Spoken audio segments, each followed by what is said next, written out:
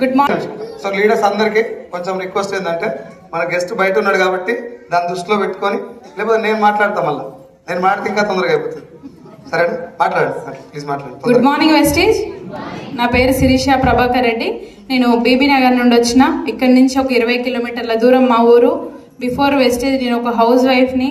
ఏంది అంటే ఇంట్లో ఉంటూ కొంచెం ఆన్లైన్ శారీస్ అమ్ముకుంటూ నెలకు ఒక 2-3 వేలు వస్తే చాలు అనుకొని ఆ శారీస్ అమ్ముకుంటా ఉండేది. మా సార్ వచ్చేసి మాకు డైరీ ఫామ్ బిజినెస్ ఉంది, ఎల్ఐసి ఏజెంటు, కపిల్ చిట్ ఫండ్లో వేసిండు. కాకపోతే ఏంది అంటే వెనకాల అప్పులైనవి. కాకపోతే ఇంకొకటి ఏంది అంటే ఎక్కడ సోర్స్ లేదు. చేస్తున్నాం అంటే చేస్తున్నాం, కానీ లైఫ్ ఏం మారలేదు. కాకపోతే ఎప్పుడు మా సార్ కొంచెం ఫీల్ అవుతుండేది, ఏంది ఇంత కష్టపడ్డా లైఫ్ ఏం మారతలేదని కొంచెం బాధపడుతుండేది. నాకు కూడా బాధ అనిపించేది, మా సార్ చేస్తుండే కదా, నేను కూడా ఎంతో కొంత సపోర్ట్ ఉండాలి అని చేసే పనులు అనుకునేది. కానీ పిల్లలు చిన్నగా ఉన్నారు, వదిలేసి బయటికి వెళ్ళలేని పరిస్థితి అని అక్కడే ఉండే. అట్లా కొద్ది రోజులు జర్నీ చేసిన తర్వాత ఏమనిపించింది అంటే ఇది కాదు, ఏదన్నా చెయ్యాలి, లైఫ్ ఎంత కష్టపడ్డా మారతలేదని మా సార్ బాధపడుతుండు కదా, ఆ బాధ చూడడం నాకు ఇష్టం లేదు, నేను కూడా తనకు సపోర్ట్ అవ్వాలి అనేసి మా సార్ అట్లా జర్నీ చేస్తున్నాడు. ఇంట్లో 2 అబ్బాయిలు, మా సార్ చిన్నోడు, మా బావ సెటిల్ అయిపోయిండు. ఎక్కడ చూసినా అప్పులు, కొంచెం ఫ్రెండ్స్ తోటి ఫ్రెండ్షిప్ చేస్తే కొన్ని జరుగుతాయి కదా మోసాలు, అగో అట్లాంటి దెబ్బ మాకు కూడా తగిలింది. కాకపోతే ఏంటంటే మనం అట్లా ఎత్తేసిపోలేని పరిస్థితి, బయట ఎవరు నమ్మరు, కానీ కష్టపడి ఎవరో చేసిన దానికి ఎవరో కడతారంటారు కదా, అగో ఆ సిచ్యువేషన్లో మేము ఉన్నాము. అట్లా ఉండడం వల్ల ఏంటంటే మా సార్కి సపోర్ట్ అవ్వాలి అనుకుంటున్న టైంలో నాకు ఈ ఆపర్చునిటీ శైలజ మేడం ద్వారా వచ్చింది. వచ్చినప్పుడు నేను ఒక మీటింగ్కి వెళ్ళినప్పుడు ఇక్కడ లీడర్స్ అందరూ మాట్లాడారు కదా, నాకు కూడా కనెక్ట్ అయిన పాయింట్ ఏంటి అంటే ఇందులో ఖచ్చితంగా డబ్బులు వస్తాయి, 3 జనరేషన్ ప్లాన్ అంటున్నారు కదా అనేసి మీటింగ్ విన్నాక మా సార్కి వెళ్ళి చెప్పిన. మా సార్ ఏమన్నాడంటే ఇట్లాంటి మస్తు చూసిన శిరీష, ఇవన్నీ చూసే ఇడిదాకా వచ్చిన అన్నాడు. ఇవన్నీ చూసినావు కదా, ఇది ఒక్కటి చూడు అని నేను బ్రతిలాడుతున్నా, కానీ వింటలేడు. కానీ ఒక 4-5 నెలల తర్వాత ఇందులో డబ్బులు ఉన్నాయి, నువ్వు నమ్ముతలేవు కదా, ఒక్క మీటింగ్కి వచ్చి తెలుసుకో అనేసి మా సార్ని మీటింగ్కి తీసుకెళ్ళడం వల్ల మా సార్ కూడా ఇలా డబ్బులు వస్తాయని కనెక్ట్ అయ్యి అట్లా జర్నీ చేస్తున్నప్పుడు చాలా రిజెక్షన్స్ వచ్చినాయి. చాలా మంది ఏమన్నారంటే నువ్వేడే చేస్తావు, మీ పిల్లల్ని ఇచ్చిపెట్టి అవసరం ఆ బ్యాగ్ వేసుకొని తిరగడము, ఇవన్నీ అన్నారు. కానీ నాకు డబ్బులు కావాలి, ఇవన్నీ అవసరం లేదు అనేసి ఎవ్వరు మాటలు పట్టించుకోకుండా ఎన్ని రిజెక్షన్స్ వచ్చినా కూడా ముందుకు వెళ్తా. ఎందుకంటే ఇలా ఆల్రెడీ సక్సెస్ అయిన లీడర్స్ని చూసిన, 1,00,000 అంటారు, కార్లు అంటారు, బయట ఇన్ని రోజులు కష్టపడితే ఏం మారలే. అగ్రికల్చర్ ఫీల్డ్ కూడా ఉంది మాకు, అంటారు కదా, ఇట్లా కష్టపడుతున్నప్పుడు ఇంకా ఏదైనా ఉంటే బాగుండని అప్పుడు గుర్తు చేసుకొని చాలా బాధపడుతుండేది. ఇవన్నీ బయట పడ్డ కష్టం కంటే ఇది పెద్దది ఏం కాదు అనేసి డిసైడ్ అయ్యి మా సారు కూడా బలవంతంగా మీటింగ్కి వచ్చిండు కదా, వచ్చి కనెక్ట్ అయ్యి బిజినెస్ స్టార్ట్ చేసినాక ఇవన్నీ కామన్గా అందరికీ వస్తున్న ప్రాబ్లమ్స్ ఏంటి, నాకు కూడా అవే వచ్చినాయి. కాకపోతే ఏంటంటే 1,00,000 కారు కొట్టినాకనే మాట్లాడతా. ఇంట్లో కూడా వస్తున్నాయి, మా అత్త మామ అంటారు, అమ్మ నాన్న అంటారు, పిల్లల్ని ఇచ్చిపెట్టి పోతున్నాం అంటారు, కానీ ఇవాళ పిల్లల్ని వదిలేస్తేనే రేపు వాళ్ళకి అనుకున్నది ఇవ్వగలుగుతా. నేను అట్లా స్టార్ట్ చేసినప్పుడు మా చిన్న పాప బర్త్డే వచ్చింది. ఫస్ట్ బూట్ క్యాంప్కి వెళ్ళినప్పుడు పాప బర్త్డే ఉంది, వదిలేసిపోవాలంటేనేమో బాధ అనిపిస్తుంది, కానీ వదిలేస్తేనే వాళ్ళకి రేపు అనుకున్నది ఇవ్వగలుగుతా అనేసి కోటప్పకొండలో ఎప్పుడు బూట్ క్యాంప్ వచ్చినా సెప్టెంబర్ 10th 11th వస్తుండే. అట్లా 2 సార్లు పాప బర్త్డేకి వదిలేసి పోయినా. పిల్లలు కూడా చాలా ఫీల్ అయిపోయారు, మమ్మీ బర్త్డే రోజు కూడా టైం ఇవ్వవా అన్నారు. కానీ ఈ రోజు ఇయ్యను, కానీ రేపు ఒక బర్త్డే సెలబ్రేషన్ చాలా గ్రాండ్గా చేసుకునే రోజు వస్తుంది అని మైండ్లో పెట్టుకొని వెళ్ళినప్పుడు అక్కడ మా సార్ కూడా వీళ్ళందరినీ చూసిండు కదా, ఒక్కటే మాట అన్నాడు, శిరీష ఇన్ని రోజులు కష్టపడ్డాం కదా, బయట లైఫ్ లేదు, ఏదైనా గెలిస్తే ఇళ్ళనే గెలవాలి అన్న ఒక మాట అన్నది నాకు చాలా హ్యాపీగా అనిపించింది. ఎందుకంటే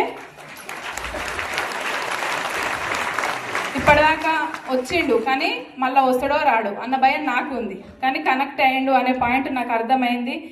నేను మెయిన్గా దీంట్లో నిలబడడానికి కారణం ఏంటి అంటే మా మామయ్య ఎప్పుడు అంటుండేది, 2 ఆడపిల్లలు కదరా, ఇంత కష్టపడుతున్నావు, ఇంకెప్పుడు మారుతుంది నీ లైఫ్, ఇంకెన్ని రోజులు నేను సపోర్ట్ చేయాలని అనిపించేది.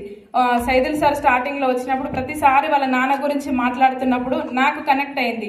అయ్యో మా మామయ్య కూడా ఇదే సిచ్యువేషన్లో మేము ఉన్నాం కదా, మా మామయ్య కూడా ఇట్లనే అంటుండు, ఇది కాదు ఏదన్నా చేయాలి అనేసి నేను కూడా అనుకున్నా ఎన్నిసార్లు, కానీ రాలే. ఇవాళ వచ్చిన దాన్ని గట్టిగా పట్టుకుంటా అనేసి మా మామయ్య కూడా ఎన్నోసార్లు చెప్పుకుంటా అన్నప్పుడు నాకు బాగా మైండ్లో దిగింది. అది దిగినప్పుడు నా చుట్టాలు, నా చిన్న పాప పుట్టినప్పుడు ఏమన్నారంటే 2 బిడ్డల పెళ్లి చేసేసరికి అయిపోతుంది ఇలా పని అన్నారు. మా సొంత రిలేషన్సే అన్నారు. ఇలా అన్నారు కదా అనేసి ఇవన్నీ మైండ్లో కూడా కొంచెం స్ట్రాంగ్గా తీసుకొని బిజినెస్ స్టార్ట్ చేసిన. ఈరోజు ఈ వెస్టీజ్ త్రూ ఇన్కమ్ వచ్చేసి 1,92,800 తీసుకుంటున్నా. ఇంకొకటి ఏంటి అంటే వెస్టేజ్లోకి వచ్చినాక అందరూ కారు అంటున్నారు. ఒకవేళ వెస్టేజ్ అనే ప్లాట్ఫామ్ లేకపోతే బయట కారు కొనే స్థాయి నాదైతే కాదు. ఎందుకంటే ఒక సెకండ్ హ్యాండ్ కారు ఉంటే చాలు అనుకున్న వ్యక్తిని ఇందులోకి వచ్చినాక 1 ఇయర్లో 1,00,000 తీసుకున్నా. సార్ వాళ్ళు కారు తీసుకోవాలిరా అన్నారు. లాంగ్ జర్నీలు పడుతున్నాయి కదా, తీసుకోవాలి కారు అనేసి 16 లక్షలు పెట్టి XL6 కారు కూడా తీసుకున్నా. కారు తీసుకున్న రోజు నాకు నిద్ర పట్టలే. ఎందుకంటే ఫ్యూచర్లో ఇట్లా పోయి కారు బుక్ చేస్తా అన్న మైండ్ సెట్ నాకు లేదు అసలు. అట్లాంటిది ఒక ఒంటింటికి పరిమితమైన దాన్ని ఇవన్నీ అవుతున్నాయి అంటే కొంచెం నాకు అనిపించింది ఇంకా చేస్తే ఖచ్చితంగా వస్తుంది అనేసి డిసైడ్ అయినా. లాస్ట్ ఇయర్ డిసెంబర్లో మా సారు థాయిలాండ్కి వెళ్ళిండు. థాయిలాండ్ తను ఒక్కడే వెళ్ళిండు, నేను వెళ్ళలేదు. మొన్న నవంబర్ 17th రోజు సైదుల్ సార్ టీం నుంచి ఒక 7 మెంబర్స్ వెళ్ళినాము. వీళ్ళు ఆల్రెడీ ఒక ఫారెన్ ట్రిప్ పోయేసి వచ్చారు. మేము ఇద్దరం వెళ్ళడం ఫస్ట్ టైం, నేను ఫస్ట్ టైం. అట్లా ఫ్లైట్ ఎక్కినప్పుడు వీళ్ళు కొంచెం నన్ను అంటారు అనమాట ఇట్లా ఉంటుంది అనేసి. నాకు భయం అవుతుంది, ఎందుకంటే ఈ మధ్య కొంచెం జరుగుతున్నాయి కదా, అట్లా కొంచెం అనిపించింది. ఫ్లైట్ అసలు ఫ్యూచర్లో ఎక్కుతానా అనుకున్న మైండ్ సెట్ సార్ నాది. రియల్గా చెప్పాలంటే మా సార్ తోటి అన్న ఫ్యూచర్లో ఫ్లైట్ ఎక్కిస్తావు అబ్బా నువ్వు అని కూడా ఒకరోజు క్వశ్చన్ వేసిన. అట్లాంటి స్థాయి నుంచి మొన్న సింగపూర్, మలేషియా ఫారెన్ ట్రిప్ వెళ్ళేసి వచ్చిన. సార్ చెప్పిండు కదా ఒక్కరోజు ఫుడ్ సాక్రిఫై చేస్తే ఇంత బాధని. అక్కడ 1,500 రకాల ఫుడ్ పెట్టిరు. అవన్నీ ఏం తినాలో కూడా మాకు అర్థం అవుతలేదు ఆడ. అట్లాంటి సిచ్యువేషన్కి వచ్చినాము. ఈరోజు నేను ఇన్కమ్ తీసుకున్నా, కారు తీసుకున్నా కదా, రీసెంట్గా ఒక 2 తులాల గోల్డ్ తీసుకున్నా, ఒక 5 గుంటల పొలం కూడా తీసుకున్నాము. ఇప్పుడు నా పిల్లలకి ఏంటి అంటే ఒక 20,000 30,000 ఫీజు కట్టాలంటే స్కూల్లో టీచర్లు ఫోన్ చేస్తుంటారు కదా, అసలు ఏంది ఇంత కష్టపడుతున్నాం కానీ పిల్లల్ని ఇంత బాధ పెడుతున్నామని చాలా ఇబ్బంది పడేది. కానీ అలా ఒక 3 లక్షలు పెట్టి రాకూడ ఇంటర్నేషనల్ స్కూల్లో జాయిన్ చేసిన. ఎందుకంటే ఒక యాజ్ ఏ పేరెంట్గా నేను ఎంత కష్టం ఉన్నా సరే కానీ నా పిల్లలకు మంచి లైఫ్ ఇవ్వాలి, మంచి స్టడీ ఇవ్వాలి, నేను ఎంత కష్టపడ్డా సరే అనుకొని అట్లా మా పిల్లలకు కూడా మంచి లైఫ్ ఇస్తున్నా. ఒకప్పుడు మా మామయ్య అనుకుండు నా కొడుకు సక్సెస్ కాలేడు, దీని వల్ల ఏది కాదనుకుండు. కానీ ఇలా మా మామయ్య ఏమంటుంది తెలుసా, మా వాడు మంచి బిజినెస్ చేస్తుండు, నా కొడుకు కోడలు సెట్ అయ్యారు అని కొంతమందికి చెప్తున్నారు. అది నాకు చాలా హ్యాపీగా అనిపించింది. మా అమ్మ నాన్నకు కూడా ఈరోజు ఒక మంచి బిడ్డనైనా, ఒక మంచి కోడలనైనా, ఒకప్పుడు వెళ్తే ఎందుకు వెళ్తున్నావు అనేది, ఇలా బూట్ క్యాంప్కి వస్తున్నా అన్న కూడా మా అత్తమ్మ ఏమంటుంది తెలుసా, మీరైతే పోయిరారు, నీ పిల్లల్ని చూసుకుంటా జాగ్రత్త. అవి ఒక భరోసా అనేది వచ్చింది. ఇంత లైఫ్ చేంజ్ అయింది కదా. అట్లా ఇంకా నన్ను నమ్మి నా టీం మెంబర్స్ కూడా వచ్చారు కదా, వాళ్ళకు కూడా నేను ఏదైతే తీసుకున్నానో అవన్నీ కూడా వాళ్ళకి ఇవ్వాలని గోల్ పెట్టుకొని వర్క్ చేస్తున్నా. నేను ఇప్పటి వరకు ఈ బిజినెస్ త్రూ తీసుకున్న ఇన్కమ్ వచ్చేసి ట్రావెల్ ఫండ్ వచ్చేసి 1,62,000, కార్ ఫండ్ వచ్చేసి 4,08,000, హౌస్ ఫండ్ 2,02,000, TDS 1,32,000. టోటల్గా తీసుకున్న ఇన్కమ్ 38,98,769 రూపాయలు.